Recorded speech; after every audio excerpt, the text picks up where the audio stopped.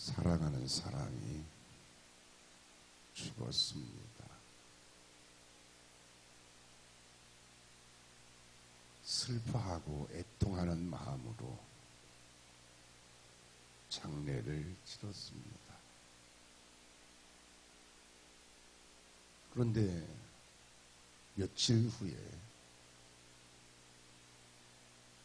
죽어서 장례까지 치른 사람이 멀쩡하게 살아서 돌아왔습니다. 그 모습을 보면 어떨까요? 반가울까요? 무서울까요?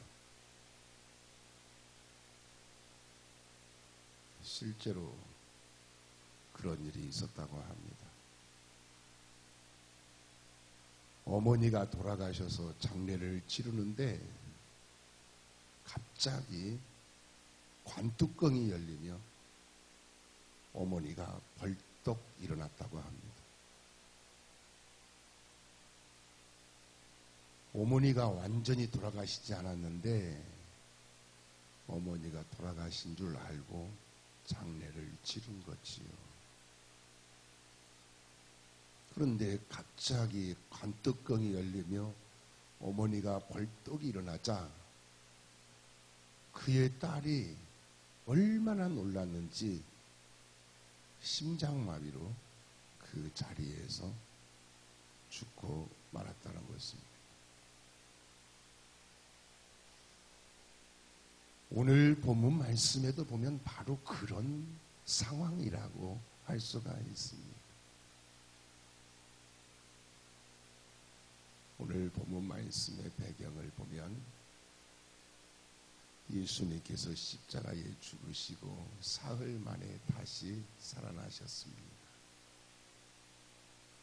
그때 제자들은 유대인들이 두려워 모인 곳에 문을 닫고 있었습니다.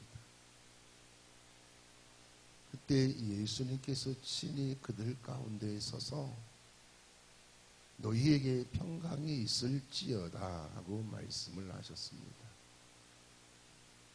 그리고 나서 오늘 본문 말씀에 와서 보면 제자들이 놀라고 무서워하는 모습을 볼 수 있습니다.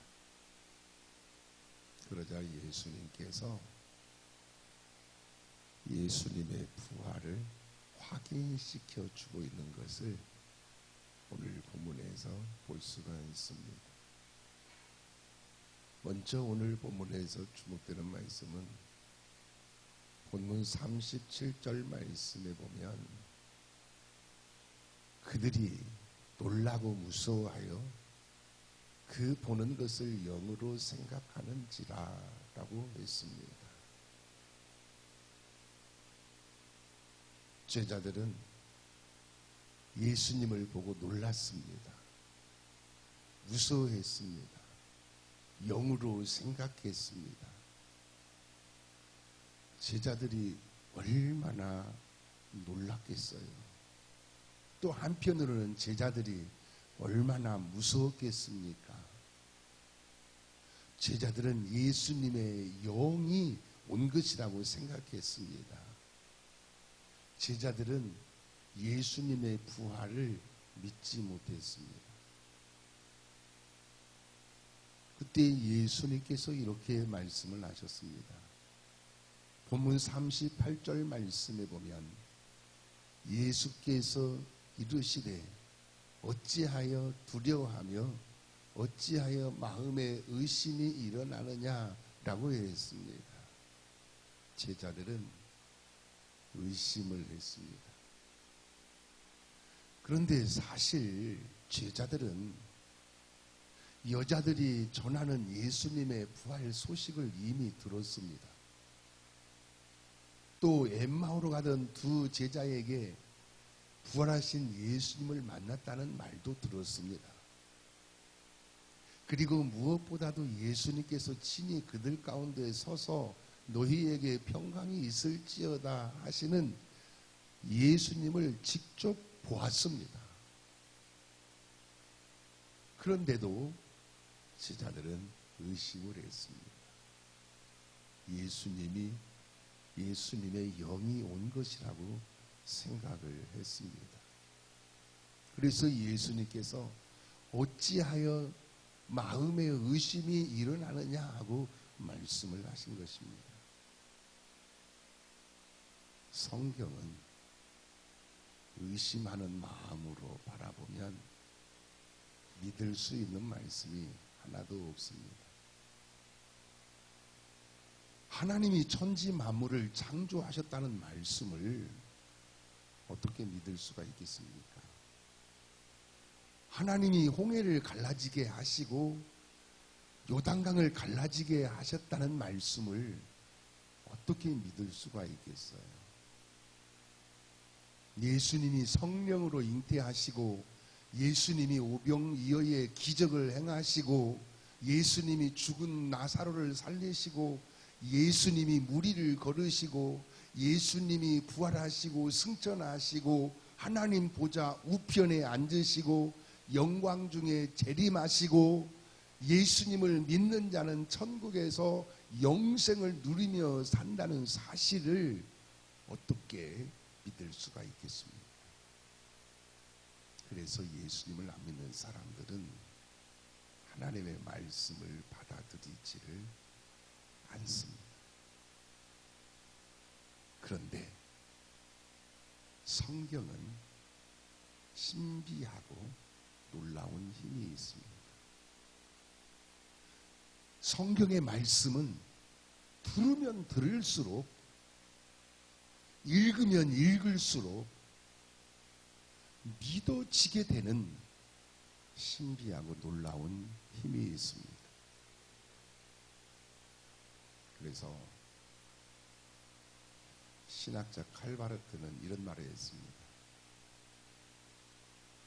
성탄절과 부활절 설교는 짧으면 짧을수록 좋다. 왜냐하면 설명할 필요가 없는 역사적인 사실이기 때문이다 라고 말을 했습니다. 그렇다고 보면 오늘 설교도 짧을수록 좋겠지요.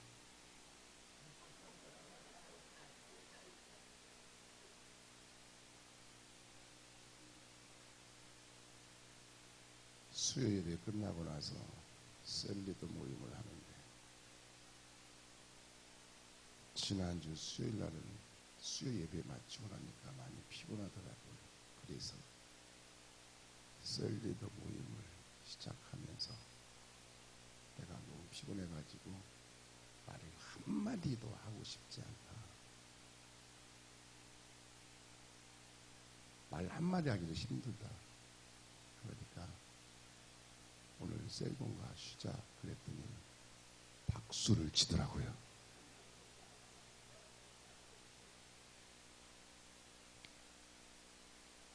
오늘 설교 여기까지 하고 마치겠습니다. 하고 말을 하면 박수가 나올는지도 모르겠어요.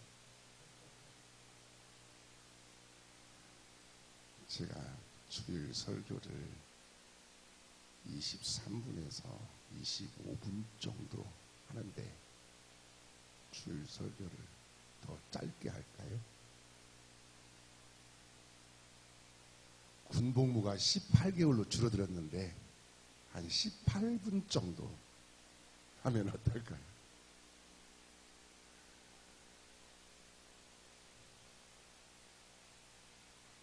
로마서 10장 17절 말씀에 보면 그러므로 믿음은 들음에서 나며 들음은 그리스도의 말씀으로 말미암았느니라 라고 했습니다. 믿음은 들음에서 난다고 했습니다. 들음은 그리스도의 말씀으로 말미암는다고 했습니다.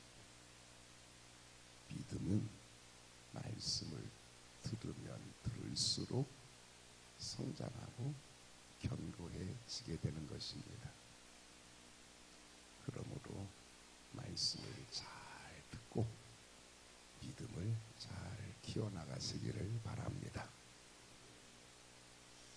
어떤 인디언 할아버지가 손자 손녀를 앉혀놓고 얘들아, 사람의 마음 속에는 늑대 두 마리가 있단다. 한 마리는 믿음의 늑대이고 또 한 마리는 의심의 늑대란다. 그런데 이 두 마리가 늘 싸운단다 하고 말해 주었습니다. 인디언답게 믿음과 의심을 늑대를 비유해서 설명을 하고 있는 것이죠. 그러자 손자 손녀가 할아버지 어느 늑대가 이겨요? 하고 물었습니다. 그때 인디언 할아버지가 먹을 것을 많이 줘서 먹을 것을 많이 먹는 놈이 이기는 법이란다 하고 말을 해 주었다는 것입니다. 사실 그렇습니다. 의심을 계속 하다 보면 의심의 끝이 없습니다. 그러나 믿으면 그 믿음의 끝이 없습니다. 하나님의 말씀을 계속해서 듣고 읽고 묵상하고 암송하고 필사하면 믿음이 쑥쑥 자라서 믿음으로 승리하는 사람이 됩니다. 그러므로 하나님의 말씀을 통해서 믿음이 자라고 성장하고 견실하여 내 믿음이 너를 구원하였느니라, 내 믿음대로 될지어다 하고 말씀하신 주님께 믿음을 인정받고 칭찬받는 믿음의 사람이 되시기를 축원합니다. 또 예수님께서 하신 말씀을 보면 본문 39절에서 40절 말씀에 내 손과 발을 보고 나인 줄 알라. 또 나를 만져보라. 영은 살과 뼈가 없으되 너희 보는 바와 같이 나는 있느니라. 이 말씀을 하시고 손과 발을 보이시나 라고 했습니다. 예수님께서 내 손과 발을 보라고 했어요. 또 나를 만져보라고 했습니다. 영은 살과 뼈가 없으되 너희 보는 바와 같이 나는 있느니라 라고 했어요. 그러면서 손과 발을 보여주셨습니다. 예수님의 손과 발은 어떤 모습입니까? 못자국이 난 모습입니다. 저는 이 말씀을 보면서 이런 생각을 해보았어요. 왜 부활하신 예수님의 손과 발이 완전한 모습이 아니고 못자국 난 모습이었을까라고 생각을 해보았습니다. 그것은 한마디로 증명하시기 위해서입니다. 손과 발에 못 박히시고 죽으신 예수님이 부활하셨음을 증명하시기 위해서인 것입니다. 그래서 예수님의 손과 발에 못자국 난 그 흔적을 보면서 아, 예수님이 이렇게 부활하셨구나.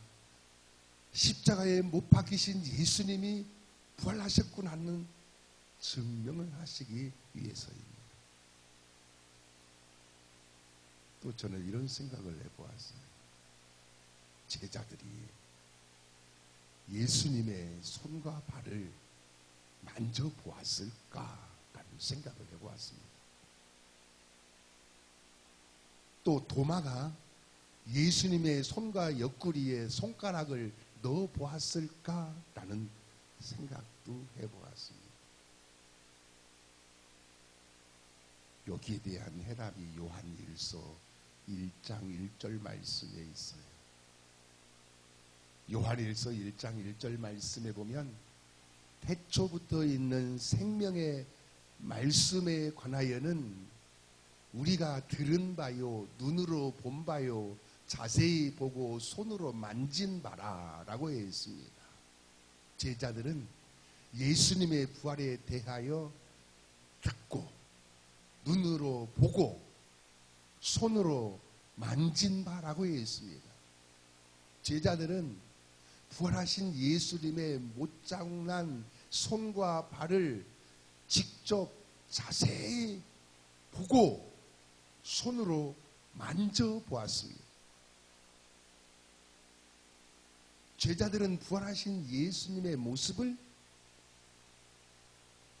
직접 자세히 보고 손으로 만져보는 체험을 했습니다. 그러니까 손으로 만져보았어요. 그러니 예수님의 부활이 얼마나 확실한가 하는 것을 알 수가 있습니다.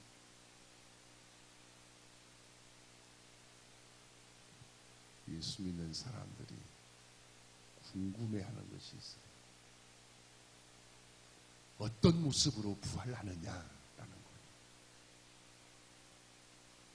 우리가 부활의 날에 어떤 모습으로 부활을 하느냐라는 겁니다. 만약에 죽을 때의 모습으로 부활을 한다면 대부분 노인이 되어서 죽기 때문에 천국이 노인 천국이 될 것입니다. 병들어서 죽은 사람도 많기 때문에 천국이 병자 천국이 될 것입니다. 교통사고나 산재로 죽은 사람들도 많기 때문에 천국이 불구자 천국이 될 것입니다. 전쟁터에서 죽은 사람들도 많기 때문에 천국이 상위 용사 천국이 될 것입니다. 또 어린 아이들이 죽는 경우도 많기 때문에 천국이 어린이 천국이 될 것입니다. 만약에 살아생전의 모습으로 부활을 하게 된다면 선남 선녀는 그대로 선남 선녀로 부활을 할 것이고 추남 추녀는 그대로 그냥 추남 추녀로 부활을 할 것이고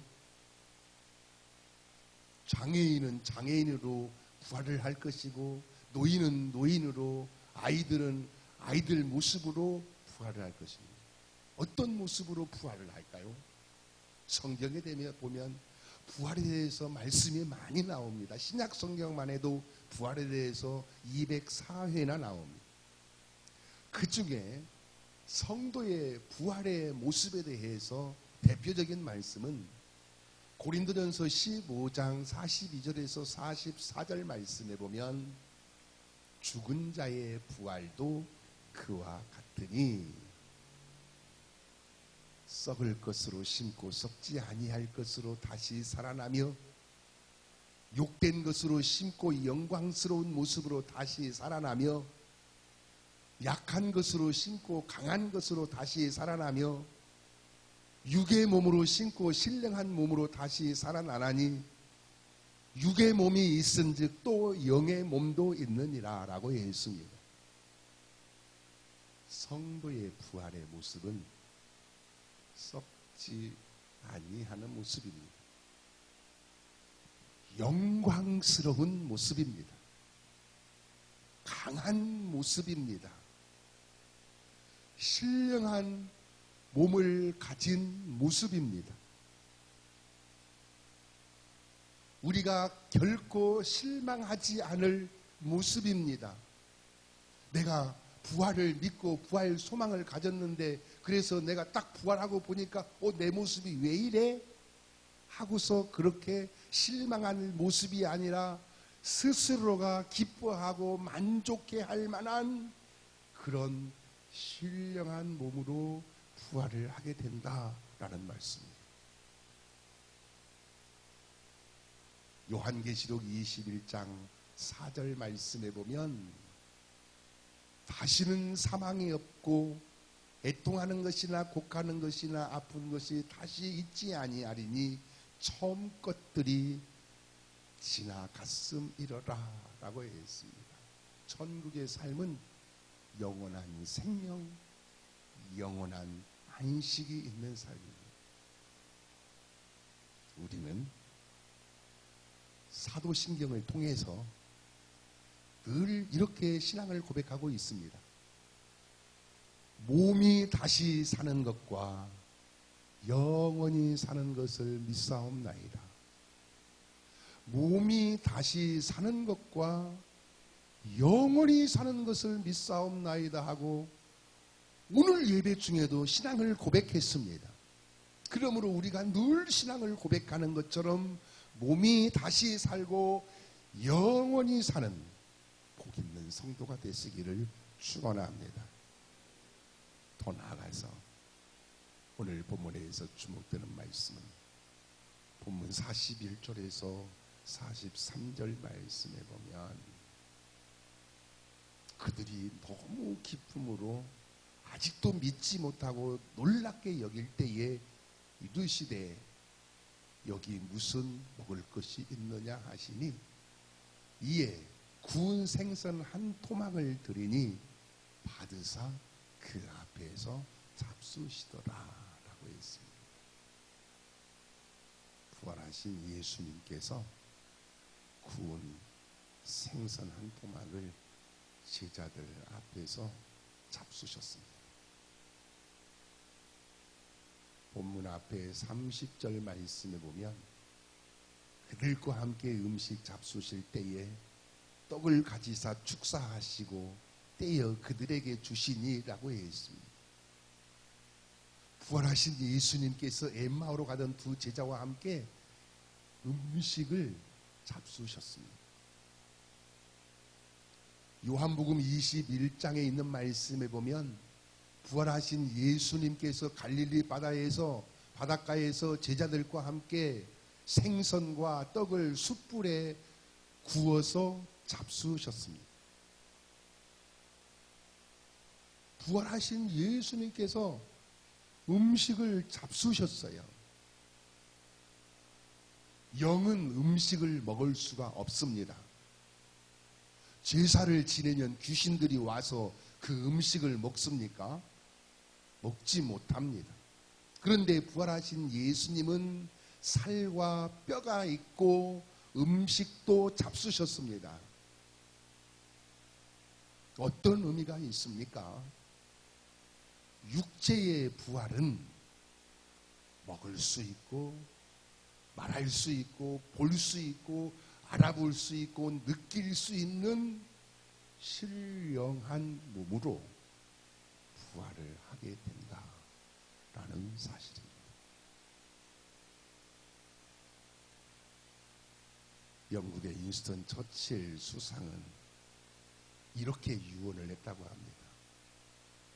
내 장례식 때에 처음에는 취침 나팔을 불고 마지막에는 기상 나팔을 불어달라라고 유언을 했다고 합니다. 이 유언은 그의 신앙 고백이 들어가 있습니다.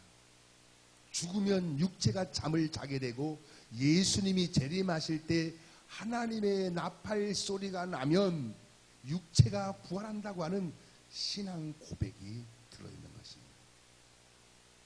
그러므로 사랑하는 여러분, 예수님의 부활을 믿고 성도의 부활을 믿어 예수님이 재림하실 때 하나님의 나팔 소리가 날 때에 부활의 영광에 참여할 수 있는 복 있는 자가 되시기를 예수님의 이름으로 축원합니다. 기도하시겠습니다.